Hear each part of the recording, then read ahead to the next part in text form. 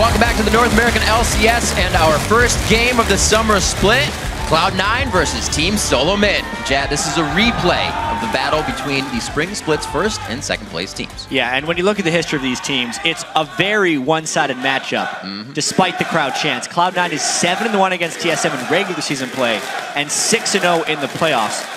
Also, Cloud9 has won 18 straight games against North American LCS teams. So overall, Cloud9 is a very stable team, and they haven't made any roster changes since they joined the league. But we have to remember, they played in the All-Star Paris event without their primary shot caller, High, who was out for medical reasons with that collapsed lung, and the rest of the team stepped up. They secured a spot in the semifinals, but we're going to have to see if they have trouble transitioning back into having High on the team. Indeed, great to see that he's doing well and back on the lineup. On the other side of the coin, Team SoloMid made some changes to what was an already winning combination, with Amazing taking over for TheOddOne in the jungle and Gleeb from the challenger team Cloud9 Tempest replacing Xpecial as support. Yeah, we will have to see if that was too much change too fast, because they were good last year, Rib. 22-6 in the spring split, ending only 2 games back from Cloud9.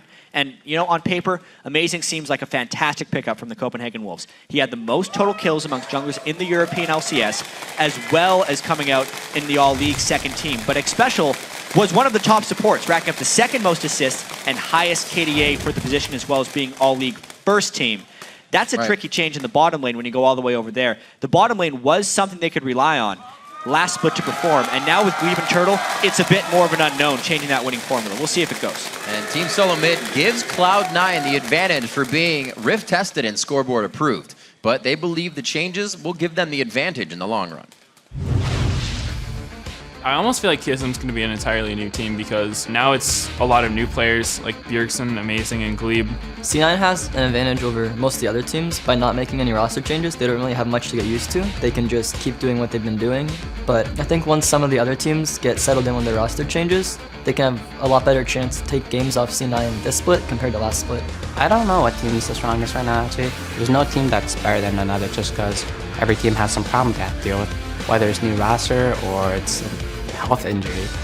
C9 are going to have a harder time having that beast record that they had last split. We're going to look stronger. CLG is going to look stronger. Pretty much every team is going to look stronger. These teams say stronger. A lot of people say unknown. The story is about to be written. We got a long split to go. So let's start right now. The starting lineups. On the blue side, it is going to be Cloud9. In the top lane is Balls, Meteos in the jungle.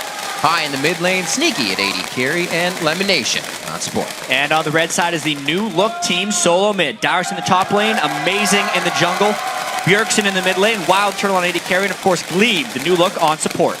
And of course, before we jump into Champ Select, we want to shine a spotlight on our featured matchup. It's Meteos versus Amazing. Since he started in the NA LCS, Meteos has been the undisputed king of the jungle. He had the second highest KDA in the league with a 7.5 last split.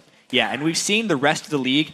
They kind of keep importing players to try and take out Meteos. CLG brought in Dexter, Evil Genius has Snoopy, and now Amazing is on the Copenhagen Wolves. Meteos has been unstoppable. And we look across at Amazing, he was a solid performer for the Copenhagen Wolves as well. He was voted second team all-league over in Europe, so very, very strong, great mechanics. If he could dethrone Meteos, or even just take him out in 1v1s and in the jungle, you know, you could see TSM as the champions here on their way to Worlds, or, you know, maybe just the first game of the split.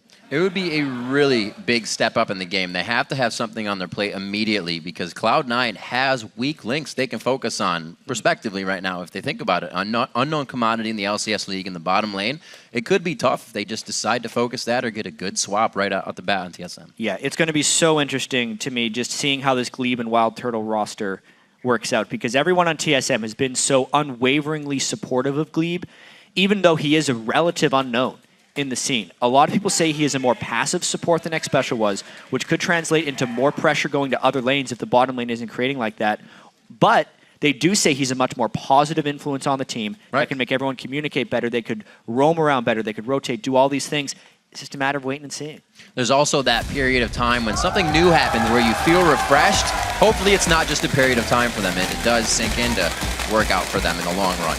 We're going to go ahead and get Champion Select underway. The first one as we get things flowing here for the summer split Eve's going to be out right away. Saw a lot of that coming out in Europe. Shook, obviously, putting his hands onto that more than one time. People not liking the results. Yeah, and an interesting trend from Europe, aside from the one game where actually Amazing's replacement on the Copenhagen Wolves played York in the jungle. Yeah. Every jungle pick in Europe last week was either Eve, Elise, Lee Sin, or there's one more. Why am I missing it? There's Kaz? 4 of them. Or Kha'Zix, exactly. Yeah.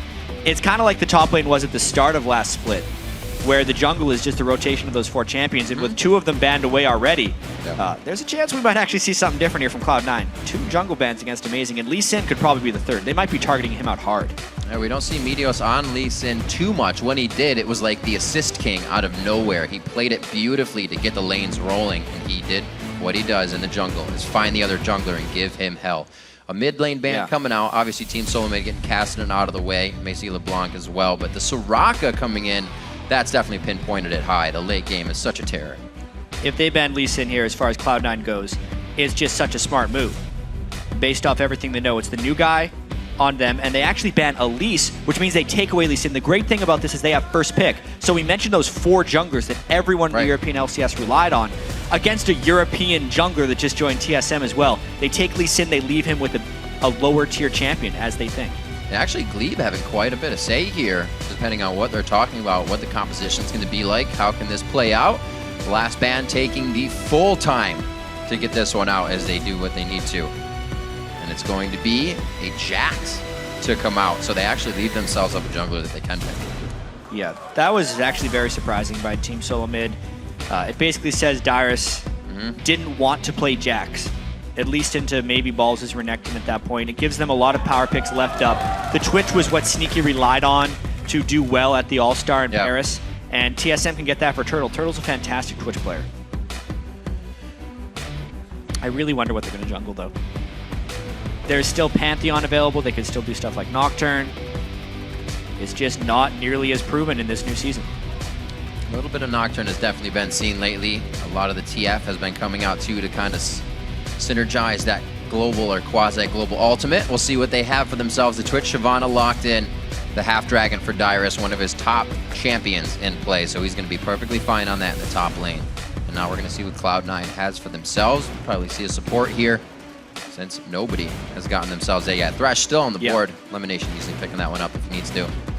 Yeah, it's so curious when you see so many jungle priority picks, a lot of other stuff gets left up.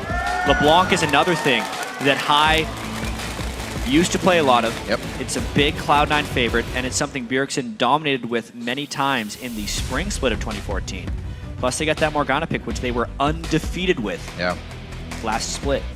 The LemonNation was loving it towards the end of the split. Everybody started to pick it up. WildTurtle decides he will be locking in Thresh for the team, and we get a Lulu here for Bjergsen in the mid lane. So it looks like he's going to be shutting down that LeBlanc with Lulu. Lulu works wonderfully in Twitch team compositions, especially from the mid lane. It's the protection Twitch needs. I think one of the big reasons we're seeing Twitch come back is AD carries are kind of worth protecting again, and there's tools available for teams to do so. The Thresh and the Lulu on top of that will make it very difficult for High to pull off any assassinations on WildTurtle's Twitch. Looking at Cloud9's team, it's kind of hard for an initiation. Where do they find themselves if they have to force these fights with what they've had so far? Yeah, pretty much bindings. Pretty much bindings is what they're relying on. Or a nice kick backwards. Wow. Xin Zhao is the pick right there. One of his favorites. TSM, yeah. It's something that was much bigger when Feral Flare was stronger when it first came in, but Feral Flare has received significant nerfs. Remember, we're playing LCS here on the 4.7 patch. So all the nerfs have happened to Feral Flare here. It's not the item it once was. You can still build Wriggles, and Xin Zhao has always been about early ganking, and he wasn't really about the flare. It's just that he could get it later in the game, and it gave him that extra power. That doesn't necessarily exist here to the point it did in the 4.5 or 4.6 patches. We'll have to see how Amazing takes to it. TSM really looking to set a mark here. Coming into this, they had various weeks to plan out against Cloud9. Don't have to worry about a trap game. It's the first one they're coming in onto the season. I'm sure these guys have gone back and forth and scrimmed each other a bit. If they haven't, I'd be very surprised. But it's still I'm looking at Gleeb a lot because it's interesting for TSM to grab that pick, unknown commodity. Talk about it a little bit more during the game. As we get here underway, let's check the predictions over at LOLesports.com with 57% of the vote. You guys are calling this one for Cloud9. Fan votes starting to swing their way, but if you change your mind after the first team fight or even after Champ Select, you can update your vote by tweeting us at LOL Esports, then use either the hashtag C9win or TSM win, and we'll be updating that throughout the game as well. Easy enough. Yeah. Get your wins in. What I like about this is Cloud9 pulled out the Teemo pick in the spring split. Yeah, they did. And was victorious against TSM. No such tomfoolery this time. They're staying very standard with their picks. And to get back to your Glee point as well, putting him on Thresh is another very high pressure situation. It's the technically complex support that helps and interacts with the team almost more so than the other ones that you'd be able to pick. It's a big test game right off the bat for him. Also get yourself killed if you do the wrong things. The fans are ready. LCS NA Summer Split beginning here 2014. We're still in the same year. Nothing's gone too fast. But we are going to see what happens now with the 4.7. We do have the 30-second trinket, so early vision means a lot of movement. Yeah, and we were talking with a lot of pros about this and how the lane swaps are kind of evolving now with the early warding. So it's still very much up in the air, but generally speaking, you want to try and get a lane swap either if the other team actually has a stronger level 1, that would mean that the team with the stronger level 1 gets to go bottom lane, the other team has to go top, because bottom lane is still the lane you want 2 people in at the end of the day, since it helps with dragon control. But in this particular matchup, they're going standard. This is the way TSM and Cloud9 played against each other every single game of the playoffs in which Cloud9 3-0'd. Wow, TSM looks like it's kind of shifted with the recent tweets. More active Twitter. More active indeed. TSM fans. Doesn't look like too much for Cloud9. They're setting up the defense. We already see that Sneaky and Lemon are down towards the turret, so they're not going to be looking for too much. But now with the vision of TSM, they're privy to what's happening. Yeah, everyone has been doing a lot of invading where they place wards and then they either recall in the jungle or just walk back out again. And this could end up resulting in a lane swap. We'll see. Not seeing too many tricky things. Millennium actually, with Shyvana in the top lane, brought out the orb. Get a little vision on the game. They tried to get a Thresh hook down towards the dragon, so teams have definitely been trying to utilize different effects here in the early part of the summer split. Get themselves on top of the league with a good record. Right now, Cloud9 and TSM, both the top of the league at the end of the spring split, looking to stay there right off the bat. Yeah, 1-2. There's definitely going to be a team that's below second place after this happens, because no one wants to be that 0-1. It does look like we're going to be seeing the early lane swaps, and this isn't necessarily because TSM didn't want to lane 2v2. Some teams just like this now because it's a different style of game. Everyone generally knows the way the game is going to play out in the 2v2 because that's what everyone has played since the beginning of time of League of Legends. Ever since there's an AD carry support. You've got to define the statement a little bit. But now it's all about who can move better, who can deny more farm. It's not about fast pushing anymore. It's actually about shutting down the enemy top laner. And if you're TSM, you've had balls get incredibly fed against you in the past in carry games. That might not happen if you try to shut him out like this. It almost seems like this would really be something that favors Cloud9. Losing their blue right now, but we know LemonNation to be one to roam very early. This was a bad move by Cloud9. Whenever you have a lane swap as such, you generally can rely on an invade of your second buff because the other team has more people on that side of the map. This is something Cloud9 is very familiar with, but instead they ran to their blue anyway, thinking TSM wasn't going to be there. They're still going to trade buffs anyway. That is a lot of ground covered without experience gained for Cloud9. Time being wasted here for C9. A lot of little things could give TSM the lead here, but the game is nowhere near one-sided yet. Dyrus and Amazing still sharing experience. We'll have to see what happens until Amazing comes up with his first gank. He's looking to really write a story for himself here, as well as Gleeb in that bottom lane. Still doing a bit of roaming here with the team. Yeah, there could be a bit of a collision here in the mid lane. A lot of early wards out, though. High with the properly placed trinket ward. Try and keep himself safe here. And I do have to say, if we think back to when Turtle actually made it onto the scene, he was, at the time of playing, he got a pentakill in his first game. But at the time of playing, he was still an alternate. Whereas for Gleeb and Amazing, they're on the team right now. But there's still the same amount of pressure. This could be a 4-man dive. He's got to get out of there.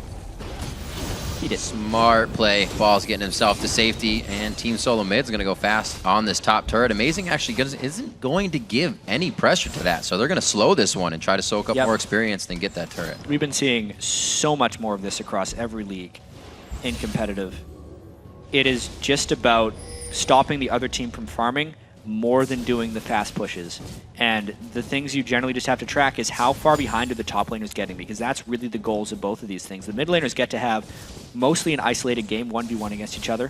Hai and Bjergsen are trading very evenly early on, and it's just about Dyrus and Balls, who's going to be more far ahead or behind. And it looks like Dyrus has the slight lead, 6-2. Doing what he can. Balls having his teleport to get back to where he needs to. Down towards the jungle. Looks like he's actually trying to get over to Meteos to share wraiths right now. There is not much for these guys to soak up, and it really is hurting. Meteos, like you said, having that time to run all the way over to blue. They're a little bit behind. He's level 4, Hai's level 5, so he's not keeping up with mid lane. There's just been a buddy system this entire game for Dyrus and Amazing. They are basically double juggling, which is the craziest thing. You haven't seen that strategy in quite some time. Maybe from the Hexakill at All-Stars. And it looks like Balls has kind of seen that with Dyrus out of lane, that's what he has to be doing. He's doing now the same thing with Meteos in the bottom side of the jungle. Yeah, I mean, if I look all the way at the bottom turret, Cloud9 hasn't even touched it. So Sneaky and LemonNation have basically been freezing that bottom lane since the beginning of the game. And since they are the duo lane that has the bottom lane, they can just go and take this dragon since TSM isn't pushing either. This will give a very slight edge to Cloud9 as a team, but continue to deny Balls a little bit. This is a very interesting start to this game. A little bit of gold here. No map pressure really being gained on this one. They do have the timer for the dragon. Team SoloMid not really thinking about that one just yet. And the shared experience still goes in. 42-43. I mean, we're going to see that the AD carries have quite a bit of CS in this one with nothing towards aggression in their faith. So 8.1 to 7.6 as this game rolls on. I don't think we'll see first blood for a little bit with this kind of action. It really seems like it. They're very content just trading farm like this. And it's a little curious. I feel like the Trundle would outscale the Shyvana, but there's no scaling happening right now. Balls is at 2 CS, 6.5 minutes into the game. There's not much roaming going on because the junglers and the top laners are doing a buddy system up until this point in the game. If anything, it looks like Hai would have to break this stalemate by killing Bjergsen 1v1. Very powerful. It seems that Hai's little hiatus there did not hinder any of his aggression in the mid lane. He still wants to try and get that kill. Yeah, we have to ask that question, you know, with Hai being in the hospital for so long, has he had enough time back with the team, for one, communication-wise, which we won't be able to see yet until the teams really start moving around as teams. Since Hai, we talked about it all the time at All-Star, he is the guy who tells everyone on Cloud9 where to go. Right. And that was actually turned out to be Link during All-Star, so how is it going to be them swapping back to having Hai in that mid lane? Will they be able to call that? That's right. And is just his straight 1v1 mechanics have been. I'm sure everyone has taken a week off a league before they go back and play it again. They feel awful. Imagine just doing that and then playing against Bjergsen. The individual skill has to come out just as much as the team. We know Hai to be the one who doesn't focus CS as much, but even with LeBlanc right now, he's keeping up with Lulu, the lane pusher, the farmer. So he's definitely got top notch right now and doing pretty well for himself. See if he can continue to do this. A lot of movement by Team SoloMid towards the top side that Bjergsen wants to get his hands on as well. Be a 5-man roam if they actually go that far. Yeah, turret's gonna be there. You can see the wariness of Balls right now. He absolutely knows what's going on. Nobody's mid. Vision around the map is very dark for us right now. This is not looking good. Yeah, as curious as this game is, I think there's more efficient ways for TSM to do this. They're playing it very safe by doing the extended buddy system in the jungle, the 5 men on one side of the map, but there's so much farm there sacrificing. Instead of it being kind of a bottom left to top right map, it is a bottom right to top left map as far as where people are standing. Shifted. Yeah, the top half on the left is to TSM, the bottom half is to C9, and Balls is just trying to scrape what he can. As Amazing there, he's level 6. No, gets hit back, doing what he can to get out of this one. The 3 Talon knocking him up, and it's going to be the first blood. 8.5 minutes in, not even level 6 in that top lane. Maybe that's the plan for TSM. It definitely seems like it. They're shutting out Balls, which is what Cloud9 has really relied on as their carry. All the while at All-Stars, you could really track their success. Were the ganks for Balls successful? How fed is their top laner? Everything was actually working around him. You can't work around a level 5, 9 CS Trundle as the pillar for your team to revolve around. It just doesn't work. Now it's got to be Sneaky and High doing the heavy lifting. And that's something I was just thinking about as well, is Cloud9 kind of okay with letting all of this happen because they think they have the better team fight with 2 new members on Team SoloMid. Is that Organized 5 just going to go ahead and take the fight over? Cloud9's always been a team that has had spectacular team fight instincts, you'd almost say. Because we listen to their communications and team fights, and they're actually very sparse. They don't say much. They just know what each other are going to do. That's something that only comes after hundreds of games of repetition with each other.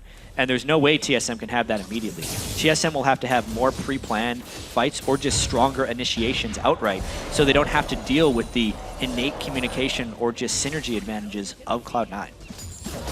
WildTurtle. Oh, could be getting a good bit of damage, but Dyrus in the top lane as well. Tries to get a flash over the wall with the Dragon's Rage. Coming out immediately, one last shot. The auto attack, the heal, and the flash. WildTurtle trying to make it sneaky here, but can he get the kill? High could be going down for this one. I don't see him getting out. He grabbed the clone. No, he grabbed the right one. The clone went to the top side. Well played by both teams. All right, so Cloud9 gets a gank in the top line. At that point, there's a kill trade in the bottom lane, and how does Cloud9 react to that? The gold is still very close after this one, and things actually just kind of reset, crazily enough. Yep. Dyrus getting a big flex on the muscles there to the top turret. You see Meteos and Balls running right away, but Meteos will not stop at that. He's going to head into the jungle and get a good vision in. TSM's thinking the same thing, and Amazing's going to take a little bit before he leaves. Let's see if Meteos passes over this ward, and he does. Nice job. Ooh. Oh, hey-oh. He passed over it. Never mind. Always check for the pings. His money, his pockets are full of gold, maybe. Yeah. Who knows? There's a chance he was scared of a Twitch somewhere. That's true. Or Thresh. Those pink wards can often 5 seconds is a long time to stand would still. say he missed it, though, in all likelihood. TSM now trying to push mid with 4. Interestingly enough, there's 2 kills on Amazing right now. He's actually went with the Lizard Elder, so not even going the Wriggle's Lantern route. He will not scale very well into the late game with that gold. He needs to use that right now for more jungle invades, more pressure, and most likely a dragon fight.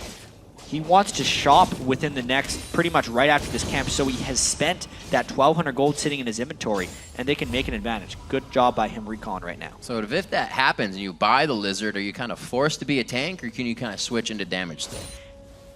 Xin Zhao has never been fantastic as a damage dealer. That is basically going to be his sole damage item, and then he goes tank from there, and will just rely on trying to stick to people and create action that way. Well, movement towards the bottom lane. We'll see if this can be formulated for a dragon. Dyrus has the lane in a good position to make his way diagonally across the map for help there, but the teleport on Balls is up, so he can definitely make it a lot faster. 12 minutes into the game, we're getting to that point where Cloud9 would be able to test that 5v5 of Team SoloMid. And it looks like TSM's going to get ready for it. Blue being picked up by Bjergsen. High wants to know what's going on as well. Yeah, Dragon is live. Balls is going to try and get as much free farm in the top lane as he can, while this Dragon is just kind of poked around at 4. He does have his teleport to come in, whereas Dyrus' teleport was on cooldown, so he's actually trapped down here. Cloud9 wants to dilly-dally around this Dragon for as long as possible to allow Balls to get back into this game, because they need that Trundle to be strong. He's quite a bit behind, only able to sustain in lane with a Scepter right now, so he's not trying to put anything in front of him that's going to get him killed. Good ward kills going down. 2 pink wards controlled right now on Dragon by Team SoloMid. So far, they have it. And I do wonder how much reevaluation of the game TSM did during the offseason. They did not buy that many pink wards last split. Bjergsen himself bought 1 or 2 the entire split. He's got 1 in his inventory right now, and there's 2 on the map for TSM as a whole. Cloud9 putting the teleport out, going in! They're all taking some good damage. Amazing trying to go in, but he's going down immediately. No HP there. Dyrus is going to be trying to go on the front line. Dragons descend to 3 members, and it's going to be Sneaky. Put down the shot. A double kill for Meteos as he puts on the pain. WildTurtle's going to get shot here. A good Q coming in from Sneaky. A flash on the Sonic Wave. No following resonating strike, and we see Bjergsen heading for the hills. I mean, Riv, you and I were just talking about this. How was the team fight coordination of TSM going to be versus a team as experienced as Cloud9? It looked like they had no team fight coordination there. Complete disarray as Cloud9 destroyed them. Now TSM pushing him off the Dragon because Cloud9 is at least low, and there's respawns for TSM. Good power and thought here. This call coming from Bjergsen and the rest of the team, and this would be quite scary to keep going in on. We do see that High is getting that lane push, so they have something to worry about in the bottom lane, and hopefully can just go back for this Dragon. Well, TSM knows that Cloud9 delayed their recalls because of the Dragon attempt, so TSM, despite losing the team fight 3-0, will get the Dragon to kind of recompensate them for some of the gold they lost. Overall, the Dragon's going to be worth about 1.5 kills, so not a great trade. but they keep it even in gold, despite the disastrousness nature of that team fight. What a great first game to the split. Dragons have now been traded in the game. Few invades to start it off, and Team SoloMid is keeping themselves just about a grand behind on this one. Still looking for balls to get himself bigger in that lane. Looks like he's going for a Blade of the Rune King right off the bat to keep alive in these fights and sustain. Help on high here for the blue buff. So back to farming now until we can really get something of an objective to go after. Yeah. Now I think the game really begins. Cloud9 has the confidence of completely outmaneuvering TSM in that last team fight. High with the Deathfire Grasp as well actually speaks to them not doing a direct team fight, more wanting to pick off individual targets. He might be looking for WildTurtle a little bit more. WildTurtle has a tendency to go to side lanes by himself and try and farm up. That's when High would look to assassinate. Right now, sticking with Sneaky in the mid lane, knowing that's going to be pushed in quite fast. High puts himself to the bottom. And Amazing picks up his red buff. So Team SoloMid now trying to formulate. Dyrus stays in that mid lane with everyone. They're putting 5 here. Looks like they want to get something out of this. Looking for a Gleeb hook, possibly. Ultimates are up across the board. Ooh. Dark Binding. Scraping Bjergsen on the side. Cloud9 does not have many here, so Cloud9 trying to burn everything to keep this wave off. It's rather dangerous. They might just lose this turret. A lot of definitive pressure right there. The Culling's the only thing they have to give them breathing room with wave at that turret. Looks like they'll be all right for it. LemonNation with Tormented Soil can give a little bit of help. We saw how much damage that turret took, and TSM is looking to put their foot down now. And slowly but surely, while TSM sits here in the mid lane, Balls is getting himself back into the game. TSM had given Dyrus a slight edge. At one point, it was about 55 to 30. Now it's only 11 CS, and the same assist number on both sides. Dyrus hits that binding with the turret as well. All the while, Balls is farming. This is a sacrifice turret for the Blanc and Trundle farm. Gonna be big. High getting himself a lot of farm in that bottom lane. Like we said, he's not usually one with the higher, and everybody in this game is quite low if you go ahead and look at it. About 150 CS at the 18-minute mark is usually what you're seeing. So right now, a little under. We'll see what they can do to get themselves back. Balls has got himself back to 63 and 63 on the lane. I don't know if he's want to be fighting with that yet. Yeah, he definitely wants to complete his items before he makes any big moves. And he's freezing the lane, trying to deny the farm back from Dyrus. It's so much more denial of farm is happening now. After everyone played against SKT in that All-Star game, Flash had to be burned by Amazing. He was High thinking he could take Amazing.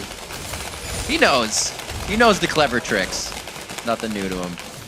Double sweeper. Yeah. 2 for 1. Very nice. That was actually a big example of one of Xin Zhao's weaknesses as a jungler, is he is very much all in but has no escaping mechanisms.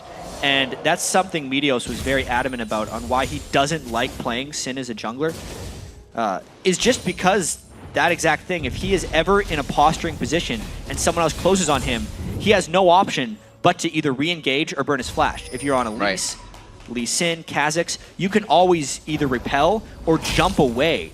Instead, Amazing loses his flash and a lot of pressure as a jungler. Slow farming in the top lane. A lot of pings towards the bottom. It looks like TSM isn't looking to get too much, but just the extra turret right now. Get a push on the bottom lane, try to formulate a bit of gold. Meteos has that stop on his mind, but he's actually backing, so they may be able to get this with Bjergsen. A little bit of gold is going to be necessary. With that gold lead going about 3,000 now, items are going to start becoming apparent in the inventory of Cloud9 that are not there for Team SoloMid. Yeah, and Bjergsen is going to have to be a much more central factor in the next team fight that happens.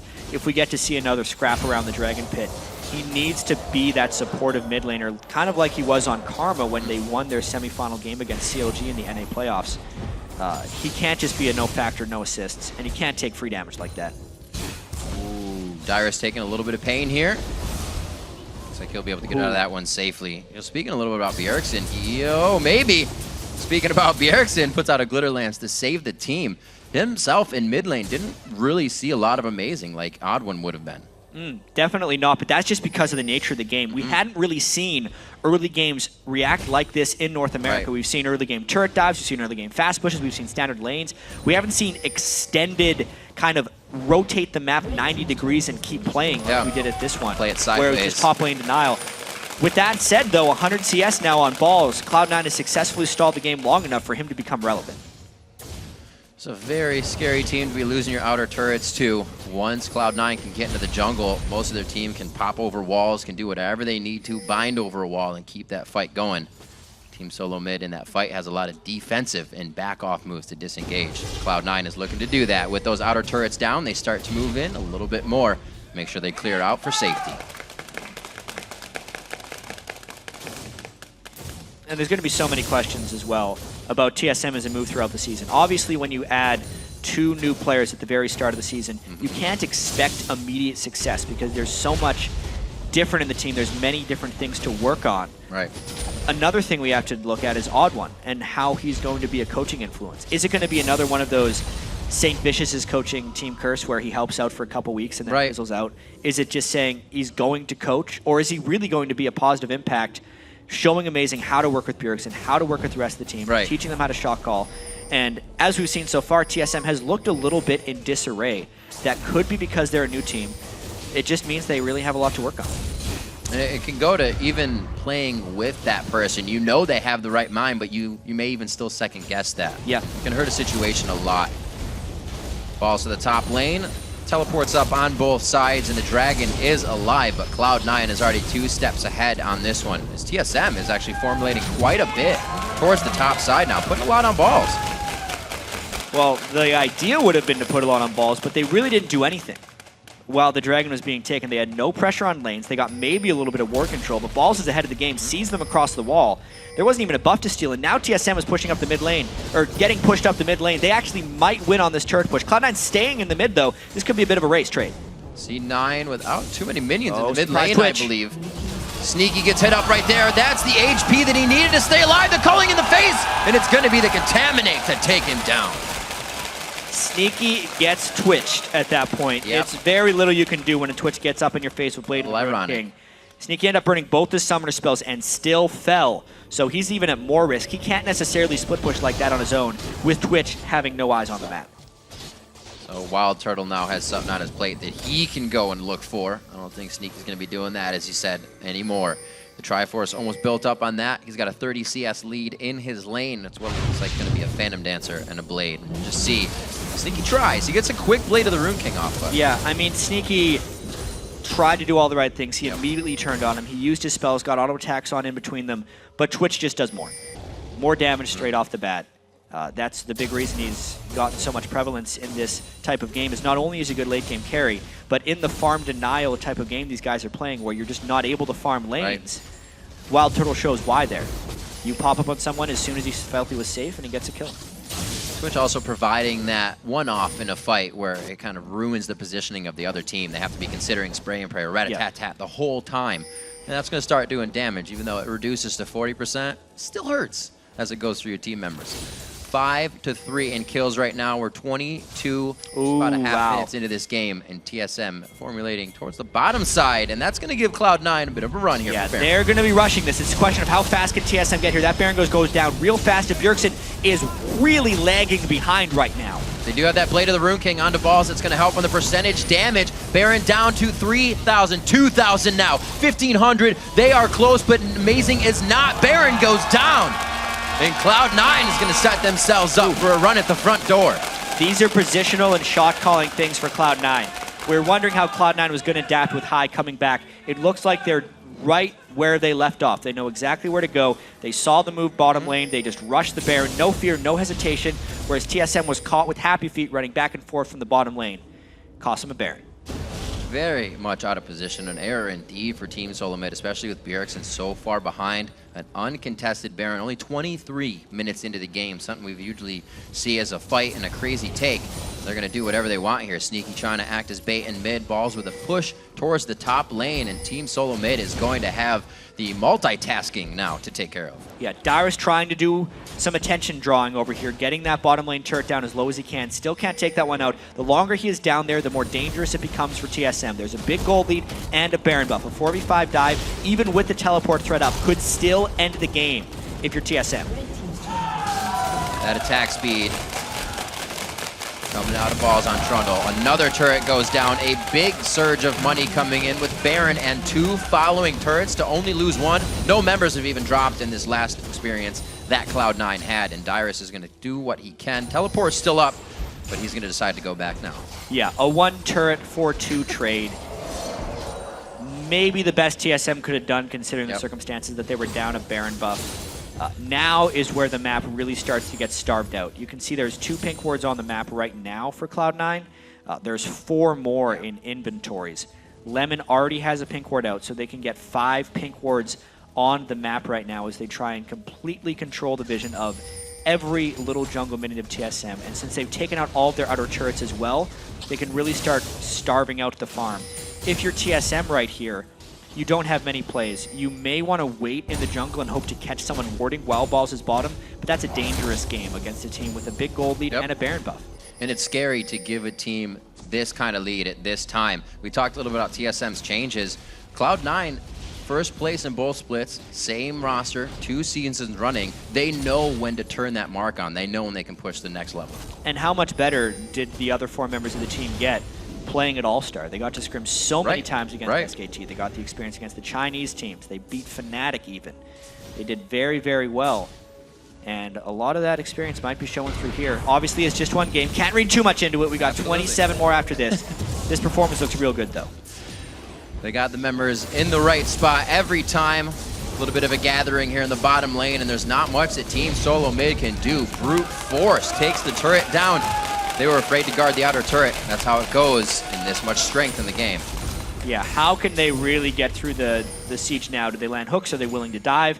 These are going to be the questions. They have a little bit of tankiness on the balls. If he ults amazing, he would get a lot of resistances, and Cloud9 could maybe try and finish him off.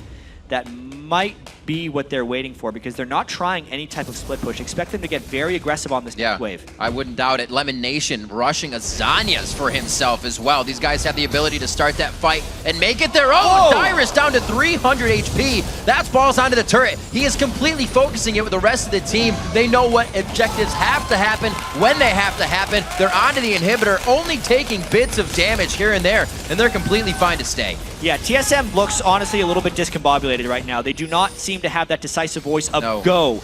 They don't land the hook. That was going to be the moment, but they still want to go. That's the initiation we were talking about. Where's it come from? It has to be a hook. There's the Zanyas with the Soul Shackle going down, and it forces TSM in a full disengage. A good box being put down by Gleeb stops Cloud9 from getting any more out of it, but they didn't get anything they wanted there. But the Baron regen keeps them interested. Cloud9 can continue the siege. Another missed hook from Gleeb. Cloud9 staying relevant. Throwing it into the pool. They expect that to happen. We hear of supports kind of throwing it off to the side, and right now the hooks need to be hitting. They got to get 1 activation on that. TSM clearing up a little bit in this bottom lane as Cloud9 says, it's enough pressure for now. Let's take Dragon and regroup. Yeah. Controlled play here by Cloud9. They know they have a big turret lead. They're taking many more dragons. The gold lead is now about 9,000. 3 dragons and a Baron. A lot of objectives for these guys. They're going to just look to control here. They know they have a lot of gold in their inventories. Everyone's sitting around 1,500. 7,500 unspent gold actually kind of negates their gold advantage, especially with the Baron buff now being off of them. They actually have to shop right now. TSM smart to take this turret. Second tier finally going down in mid. The bottom one won't give them too much. It's not going to open it up. They're working at the top and mid right now, so TSM is actually doing all right for themselves in the bit of turret control they have. 1:50 is left on Baron, and that's going to be a huge and definitive fight for Cloud9 because I feel at this point they can kind of just pressure that. Yeah. They have the upper hand. They have pink wards already in TSM jungle. This is the window Gleeb has to get rid of these. Luckily, he got rid of 1. But that's probably not going to be enough. WildTurtle did a lot to try and sneak up on Sneaky. He got that 1 time. It was not enough for the rest of them. Cloud9's played very controlled, and TSM has looked a little bit pushed around, so to speak, by Cloud9. And something we thought with this lineup, something they could rely on was going back to Bjergsen, back to kind of focusing him in the mid lane. But as you said before, the game didn't even allow it. It was just they formulated something that kind of put them on the back foot. Yeah. And especially the farm denial that they attempted on balls. Right. And that's him true. now sitting at 186 CS, only 20 lower than a mid laner. He spent so much time in that side lane getting free time, and TSM wasn't able to capitalize on that in any way, shape, or form. There will be a lot of talking to be done by TSM after this. The coach TheOddOne. Reginald's still kind of an owner, manager, coach, will still be helping out, I'm sure. Cloud9, they're longtime rivals. It's not like this is a new thing, losing to Cloud9. They've only ever beaten them once. Right. But they were hoping with these roster changes they could get a quick one for confidence. It does not seem to be that way. They'll need to work on game 2, most likely. Cloud9's building up a lonely defense on those top sides. Like we said, LemonNation with the Zanyas, we saw him try to use that already. Looking at flashes, exhaust, heals, what everybody has. Most of the flashes are up, so an engage could be coming from both teams. And Jats, 15 seconds. We already got pings on the Baron, and TSM sets up goal side on that one. Yeah, it would be suicide for TSM to start Baron. Right. Especially with it not even being spawned. They were just making sure they refresh the timer. Cloud9 pushing up mid. They're going to try and play it back and forth here. They have the bind catch potential, whereas TSM would have the twitch and the thresh catch potential. But the gold lead is such that they would need a miracle start in order to win an actual team fight. Look at Gleeb getting caught out here, not with the team, cannot rotate around fast enough, and almost taken out by Meteos. He wanted to get out there. Gleeb should be able to get back with the team, but a possibility of getting them split at this point is very dangerous. Yeah, we talked earlier as well. Amazing getting those 2 early kills and then trying to transition to tank. He really hasn't gotten much gold since then. The last fight we saw was actually, what, 15, 20 minutes ago with the Dragon Pit? Ever since then, it's just been Cloud9 slowly starving TSM out, and TSM was unwilling to try again in those team fights. Does not want to die. That is the TSM mode they're playing in right now. They know they can get a fight if it happens the way they want it to, and they could probably come out on top of it. But right now, if Cloud9 gets that first bit of damage, you saw what happens. High almost taking down Amazing a few times, almost taking down Dyrus a few times, and he's quite tanky himself. Even Sneaky putting himself in the front of the fight, feeling that sure. Yeah, look at the CS on Sneaky though, 284. He is very powerful right now. Kind of stepped his game up to another level at the All-Star event. Yeah, that's true. In Paris, especially on Twitch. With Twitch taken away from him, he just hops back onto Lucian, the de facto go-to AD carry. Sneaky's always a player that wanted to push himself, taking #1 in Challenger after striving for it for months. Got it for himself. WildTurtle did take it back, but I'm sure he'll be there soon enough to get it back again. It's always that challenge of the tops. Yeah, and just to get back to the game real quick. Yeah. Balls in the top lane, open inhibitor. 4 people of Cloud9 could maybe even win a 4v5 if they do it right. They're drawing TSM towards Baron, whereas there's not even a teleport up for Dyrus right now. So Cloud9 really putting TSM in an impossible situation right now. They're going to give up something. Great amount of damage by Turtle right there. It could stop the Baron play. But now they do need to send someone back for Balls. The inhib's down. Balls has got it. He's got a big wave already past River that's going to come up beside him.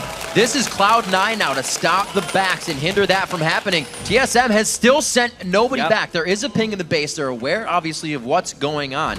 And now this, oh my gosh, he's going to get kills turrets a very Nexus fast. turret on this one. And still no one successfully backed by TSM. Oh my gosh. Oh no, they either all go back to stop the inhibitor and give up Baron. And Baron. But they just got stuck between 2 places. Now they probably give up the inhibitor in a Nexus turret and the Baron. Amazing's going to try and flash steal us, but this is pure desperation. At one point, you know, TSM was moving around the map, but this almost looks like silence. It almost looks like the communication is halted. It's a tough task to start against Cloud9. That's the true. team that didn't have any roster changes to do. The 2 roster changes from TSM. I'm sure fans wanted to see a victory over Cloud9. That would have been a strong statement, but you can't realistically expect them to take down the 2-time defending champs. A little chatter here and there you can still see on the screen, but it's always who's this, who's that, where are they? TSM trying to formulate what they can do and where to put themselves back into this game. 10,000 gold lead looking on the board. They're trying to look for this dragon in 15 seconds, but that is going to give Cloud9 time to take control of the map once again. They already have it. They're just getting themselves in position. Yeah, we're only 33 minutes into this game, and we've only seen 1 team fight from this. That is not really the normal TSM or Cloud9 game you see. We've seen low kill games between these teams before, but I don't really feel like we've seen something as disengagey as this one. They're really avoiding each other as much as possible.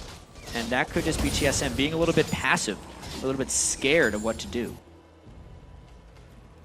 Or it's Cloud9 is playing so well strategically that TSM doesn't know where to go. Well, they've dodged just about every hook that Gleeb has wanted to throw at them. They look like it's going to hit everyone. And then a quick sidestep. Cloud9 has been doing it all game. They've prevented themselves from getting too many deaths. Now to take out Blue. The control of the map is seen here as they just kind of mow through and make their way to the front door. A ping goes down on the inhibitor once again. We're going to have Balls pushing the lane, always off by himself. He's been on an island this game, but he's been doing great things. Yeah. And look at all the armor he's built up. Thornmail and Randwinds, two things that Twitch, if he goes for Rat-a-tat, will eat when he shoots through. Will get the attack and move speed slow from the Randwinds, and will also take damage to himself. Really smart frontline build, knowing Lulu's not going to be killing him. Slowly waiting on this one. Amazing. Could really help the team out here. They're not going to be able to do too much if they do go and get it. It's going to have to be a really great fight, but the Baron money would help with experience. Cloud9 is really respecting Amazing's ability to smite here, or even just the chance that a smite steal could happen, because smite, we've talked about it a lot, doesn't actually do an absurd amount of damage. There's really high damage spells at this point in the game. It is not as reliable Baron securing source. So they're just using that as a focal point to draw TSM out, but they're not doing too much with it. They're hoping that Balls' super minions in the bottom lane can do some work for them. They have sent Dyrus down to deal with that in the bottom lane. Team SoloMid kind of in caution mode right now. Go ahead and back. They don't want to push anything past the mid lane. They don't even have really any forward wards that have been placed yet. They're kind of getting their own side of the field cleared out before they can move forward. Definitely a very patient game. Yeah, with the Void Staff completed on a Bjergsen, he's a legitimate threat now if they could find an extended team fight.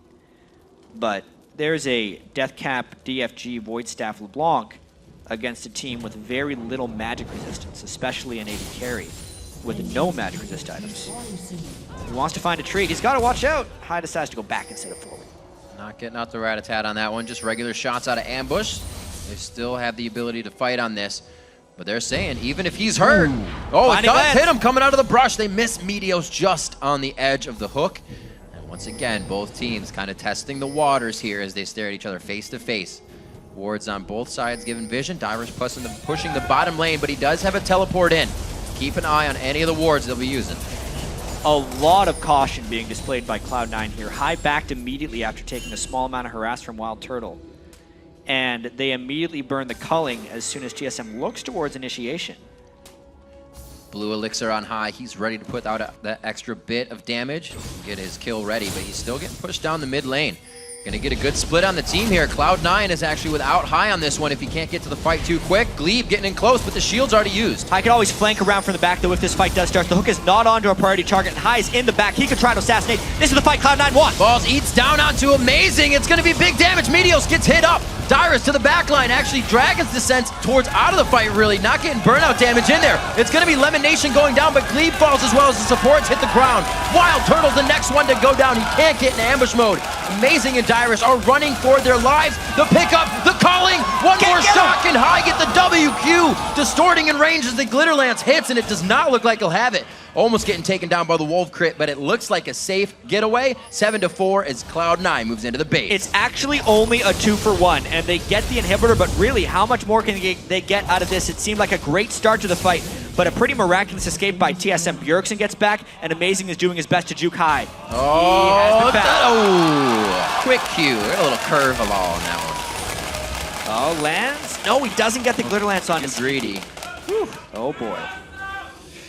So technically they did stop, they lost an inhibitor, but they did stop the Baron, yeah, which is good. And then they ran halfway across the map. Amazing's death timer, though, could be the end of that Baron. 35 seconds with Lemon dealing with that bottom lane minion wave. Well, he's got Twitch Shadows now. He's got himself a good amount to get up that ability power. Let's see what the rest of the team does. Meteos making sure everything is swept out. Sweeper's still yet to be used on TSM, so they can move up pretty cautiously here and keep themselves safe. I don't know how he dodged that one. Just lifted his arm real quick. Blade of the Ruin King completed on a Sneaky, so a lot of lifesteal for the incremental amounts of damage he's going to be taking. If Lulu Glitter Lance kind of catches him, he needs to lifesteal up very quickly. It's a very mobile Lucian build. Still great damage on culling as well. At some point, do we worry that Cloud9 isn't finishing the game as TSM in scale mode here? You absolutely have to worry about that a little bit. Late game Twitch can still devastate people, no matter what.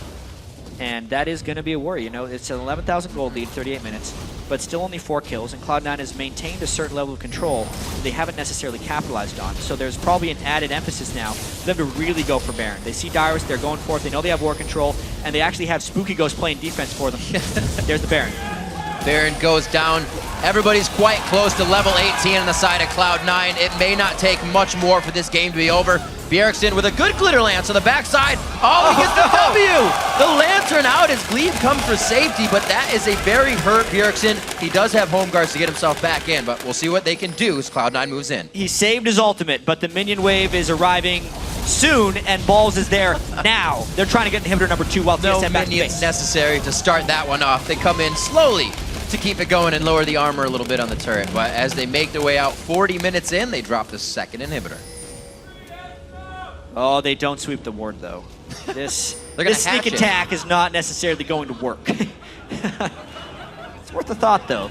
This would be great. Highs right on the Does it actually? Oh, no, how did you grab Balls best high? Oh, they go in. The wild growth is perfect. Gleeb is huge now, but is it enough? He's not even turning around to attack. He's running away on the outside. Rat-a-tat's coming through, but it's not able to shred enough damage. Bjergsen's now the focus. Bjergsen's now dead, and Dyrus does what he can to help Turtle get out of his shell on that one to safety. He's going to go down as well with the Guardian Angel there, but it's not a Guardian Angel enough. That's the Nexus turret. That's the first game of your NA LCS Summer split. Cloud9 is going to take the win at 40 minutes. What a way to end, too, on top of a ward. It's almost as if TSM got tired of trying to make plays and just went in for them.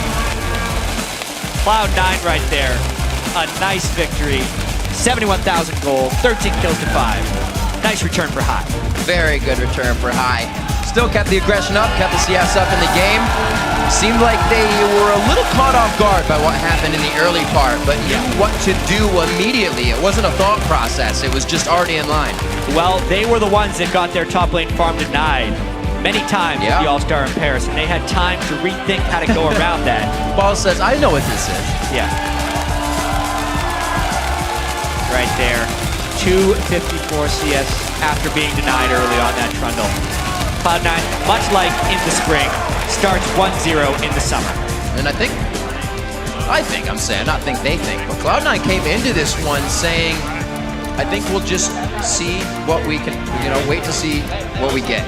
They didn't go for Gleeb in the bottom lane. They didn't try to shut down Amazing. They didn't try to shut down Bjergsen. They just let TSM do what they did and caught them when they made a wrong move. Yeah, it ends up 13 kills. It seems like a bit faster of a game than it did, but it was really just complete control by Cloud9 almost that entire time. It seemed like their team communication was very good. Sneaky, even though he played relatively passive because it was a passive style of game, came through in the end, having 356 CS, kept his farm up that entire time, and Cloud9 looks as strong as ever. They're still the team to beat in North America. 23-minute Baron, that was a little odd, catching the entire team of Team SoloMid in the bottom lane, enough time to do Baron, and couldn't really come back on that. A few times, Amazing was split from the team in the disengage that really didn't allow them to kind of, as we've heard Crepo say in the past, when you're disengaging a team and you find them in that pocket where you can re-engage, you can't do that if you're 4v5. No, you really can't. And honestly, all the way back to picks and bans, Cloud9 looked at Amazing and said,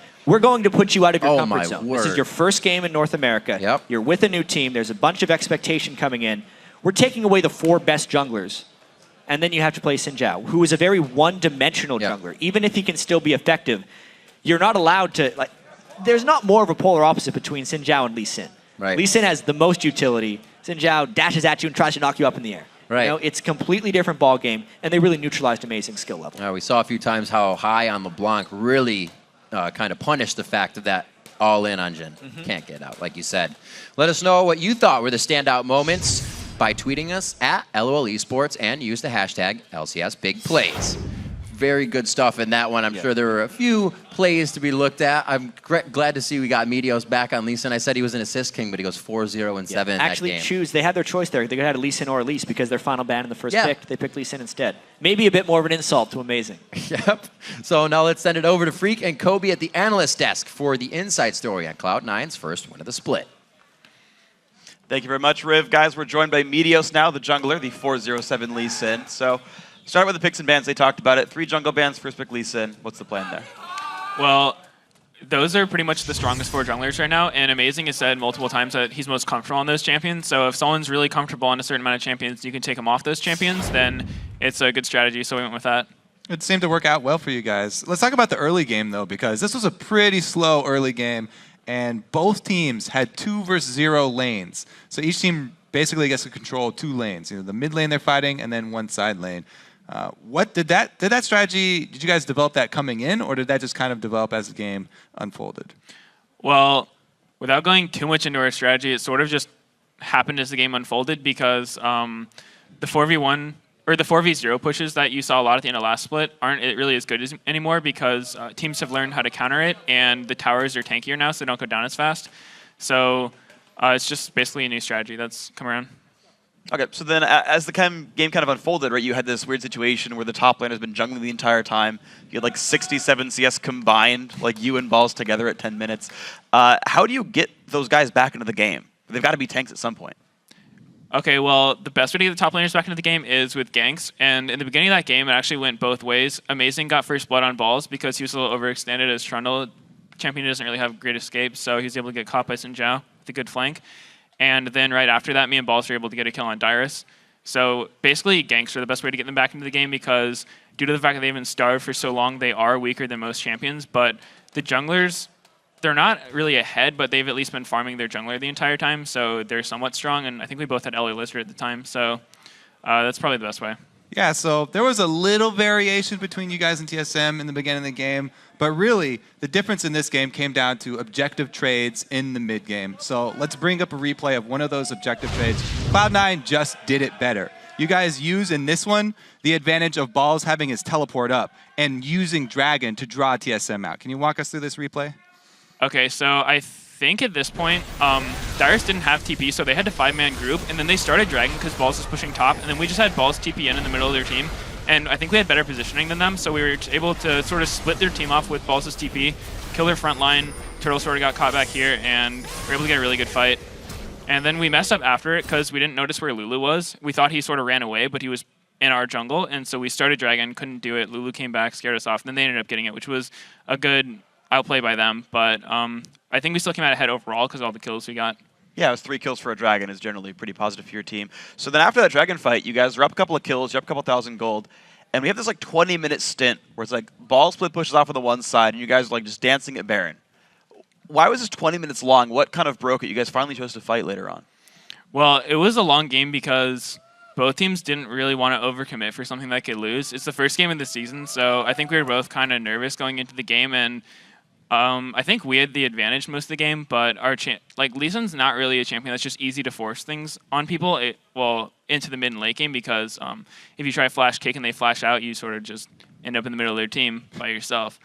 And so stuff like that, it just led us to, we had a lot of control over dragons and some of their buffs, and it felt like we weren't really going to get any more behind as the game went on, so we sort of felt comfortable waiting for them to make a mistake.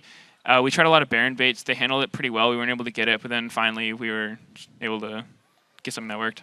So after your first game of the season versus the new TSM, what's your overall take of this new look that TSM are bringing? I think TSM's looking really good now. All their players are good, and I think we just happened to win this time. Okay, so I have one final question for you before we send you on your way. We'll be seeing you throughout the week, though. For those of you guys who don't know from home, Hai suffered a collapsed lung during the off-season. That's why he wasn't with you guys at All-Stars. He's, of course, here on the stage recovering. But how much time have you had to play now with him coming back after health issues? We've been able to practice with Hai for about a week and a half. I think there were 2 weeks after we came back from Paris where we could practice, but we took a few days off just to go back home and visit family because it's really the only break we would have before this season started. So basically, I think we had maybe 6 or 7 days of scrims with Hai coming back, and it was really hard because when you miss almost a month of practice with a player, it's pretty devastating to the team. So we were losing lots of our scrims and weren't really sure how we would do coming into the season, but I still don't think we're at our best form, and it'll probably take a couple weeks to get there, but I'm glad we won today. And how's Hai doing? Hai's doing a lot better. Good. Okay, well, Meteos, thank you very much for your time. Congratulations on your win. Thank you. We'll see you 3 more games this weekend. Now, guys, after the break, we're going to keep the games rolling with a showdown between Curse and Counter Logic Gaming, so don't click away. The North American LCS returns in 3.5 minutes.